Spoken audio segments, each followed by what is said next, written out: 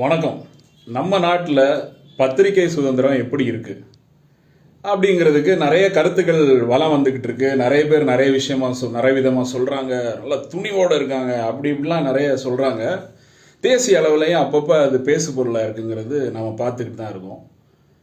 நான் என்ன சொல்ல வரேன், ஒரு பானை சோற்றுக்கு ஒரு சோறு பதம்ங்கிற விதமாக ஒரு கேள்வி உங்கள் எல்லாருக்கும் முன்னால் வைக்கிறேன். தேசிய கட்சிகள், இங்கே இடத்துல 2 தேசிய கட்சிகளை, பிரதான 2 தேசிய கட்சிகளை உதாரணத்துக்கு எடுக்கிறேன்.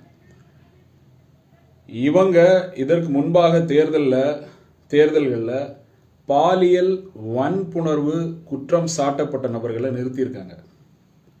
அதாவது ரேப் அக்யூஸ்டை நிறுத்தியிருக்காங்க. இதில் சிலர் வெற்றியும் பெற்றிருக்கிறார்கள். இந்த மாதிரி தேர்தல் களத்தில் நிறுத்தப்பட்ட பொழுது இப்படி ஒருத்தரை நிறுத்தியிருக்காங்க, அது எப்படி நிறுத்தலாம், இது சரியா அப்படின்னு மக்களிடத்தில் கொண்டு போய் சேர்க்க வேண்டிய பத்திரிகை ஊடகங்கள் எத்தனை பேர் அதை செஞ்சாங்க? இந்த துணிவில்லை அப்படின்னா பொதுவாகவே துணிவில்லைன்னு அர்த்தம் அப்படின்னு நான் பொருள் கொள்கிறேன். ஏதாவது உதாரணங்கள் இருந்தால் அனுப்புங்க.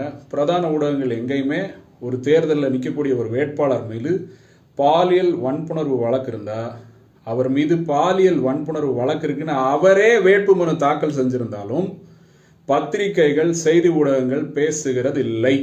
பேசியிருந்தால் அந்த காணொளிகளை நமக்கு அனுப்புங்க, அவர்களை நாம் பாராட்டுவோம்.